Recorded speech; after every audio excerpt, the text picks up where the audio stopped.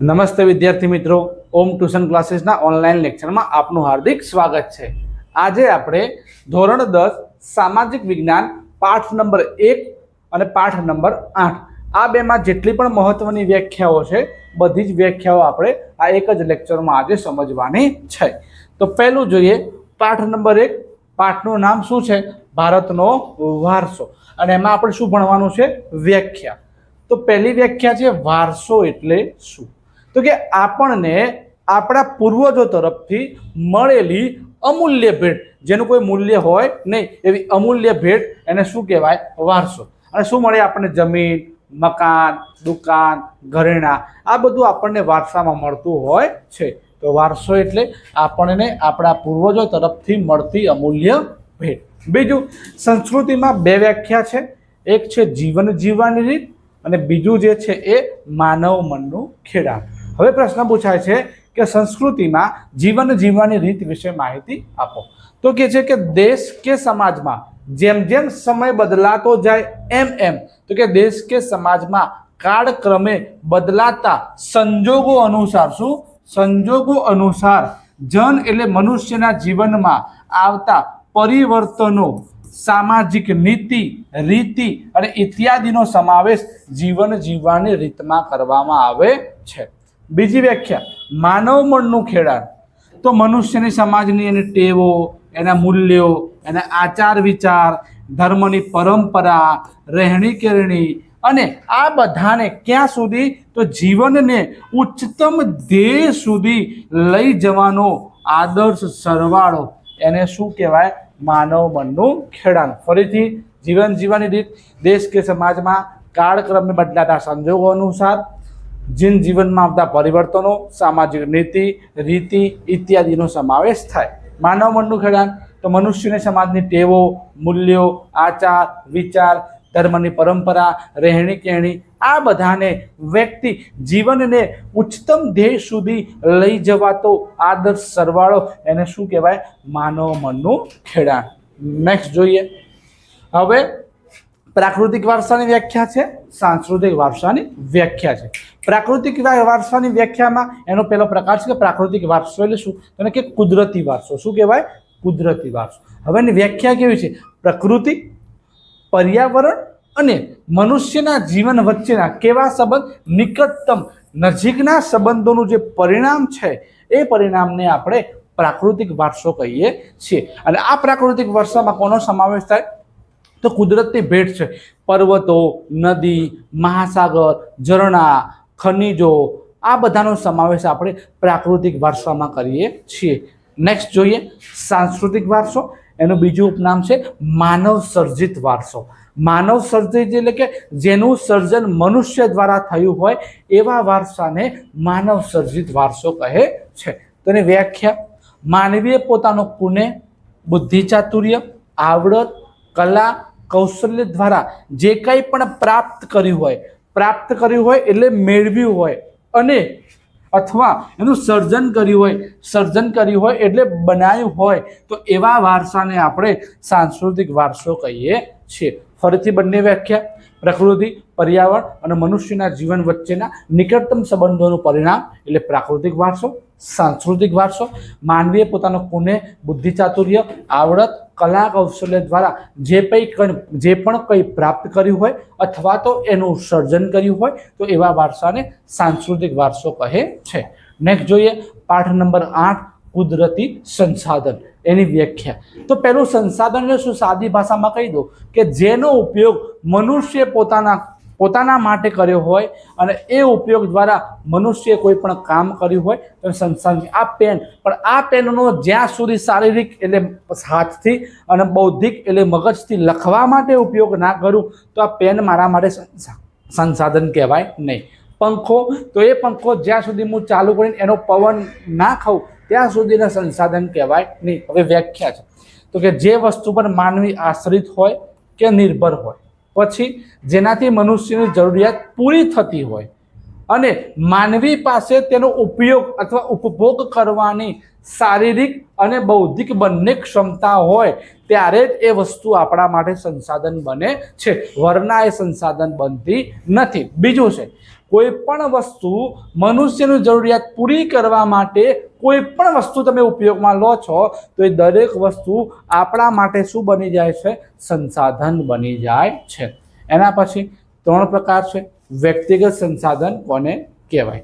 કે વ્યક્તિગત સંસાધનમાં કોણ? તો કોઈ વ્યક્તિ કે પરિવારની માલિકી હોય તો એવા સંસાધનને વ્યક્તિગત સંસાધન કહેવાય. જમીન અથવા તો મકાન એ આપણું કોઈ એક વ્યક્તિનું હોય અથવા તો પરિવારનું હોય તો એને વ્યક્તિગત સંસાધન કહેવામાં આવે છે. એ જ રીતે રાષ્ટ્રીય સંસાધન કોઈ એક દેશ અથવા તો કોઈ એક પ્રદેશની, તો કોઈ એક દેશ કે કોઈ એક પ્રદેશની સાર્વજનિક બધાની ભેગી હોય એવી સંપત્તિને આપણે રાષ્ટ્રીય સંસાધન કહીએ છીએ. લશ્કર, એમ કહેવાય કે ગાંધીનગરનું લશ્કર છે, ગુજરાતનું લશ્કર છે, ના, એને આર્મી જ કહેવાય. Indian army, Indian navy, Indian air force, તો લશ્કર.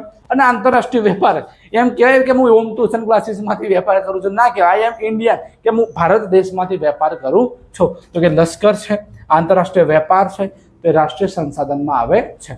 ત્રીજું સંસાધન વૈશ્વિક સંસાધન. તો સમગ્ર દુનિયામાં ભૌતિક એટલે જોઈ શકાય એવી અને અભૌતિક એટલે ન જોઈ શકાય એવી તમામ સંપત્તિ કે જેનો ઉપયોગ વિશ્વના તમામ વ્યક્તિ મનુષ્યના કલ્યાણ માટે થતો હોય તો એને આપણે વિશ્વનું સંસાધન કહીએ છીએ. ઉદાહરણ તરીકે વિશ્વના બધા જ રાષ્ટ્રો એટલે દેશોની સહિયારી એટલે ભેગી માલિકી હોય એને આપણે વૈશ્વિક સંસાધન કહીએ છીએ. નેક્સ્ટ જોઈએ આપણે આગળ વિતરણ ક્ષેત્રના આધાર સંસાધનના પ્રકાર. તો 4 પ્રકાર પડે. સર્વસુલભ સંસાધન, બીજું છે એ સામાન્ય સુલભ સંસાધન, ત્રીજું સંસાધન છે એ વિરલ સંસાધન છે, અને ચોથું જે સંસાધન છે એ એકલ સંસાધન છે. હવે પહેલું જે સર્વસુલભ, સર્વ એટલે દરેક જગ્યાએ, સુલભ એટલે સહેલાઈથી મળતું હોય એવું.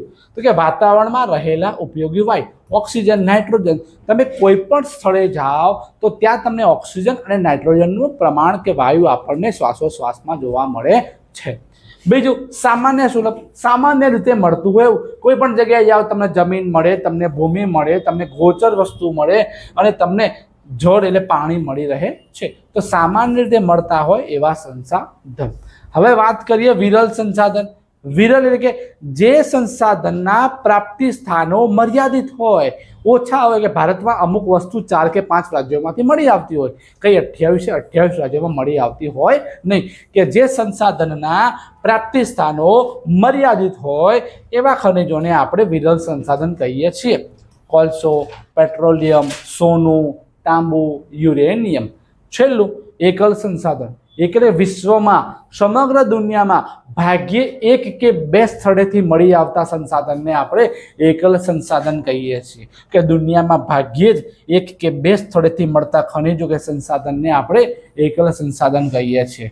ગ્રીનલેન્ડ, યુરોપ ખંડમાં ગ્રીનલેન્ડ દેશમાંથી આપણને જે ક્રાયોલાઇટ ખનિજ મળે છે આ વિશ્વમાં માત્ર ને માત્ર એક જ દેશમાંથી મળી આવે છે, એટલે એને આપણે એકલ સંસાધન કહીએ છીએ. નેક્સ્ટ જોઈએ જમીન નિર્માણની વ્યાખ્યા. તો સામાન્ય રીતે ભૂમિની સપાટીનું પહેલું પડ કે જ્યાં વનસ્પતિ ઉગે છે એને આપણે જમીન તરીકે ઓળખીએ છીએ. જમીન કોને કહેવાય? તો સામાન્ય રીતે ભૂ એટલે જમીનની સપાટીનું પહેલું પડ કે જ્યાં વનસ્પતિ ઉગે છે એને આપણે જમીન કહીએ છીએ. જમીન પૃથ્વીના પોપડા પરના ઘણા બધા કણોનું બનેલું એક પાતળું પડ છે. પછી જમીનમાં કયા કયા તત્વો ભળેલા હોય? તો કે હવા, ભેજ, હ્યુમસ, સેન્દ્રિય તત્વો, આ બધા જમીનમાં ભળેલા હોય છે. એના પછી જમીન ધોવાણની વ્યાખ્યા.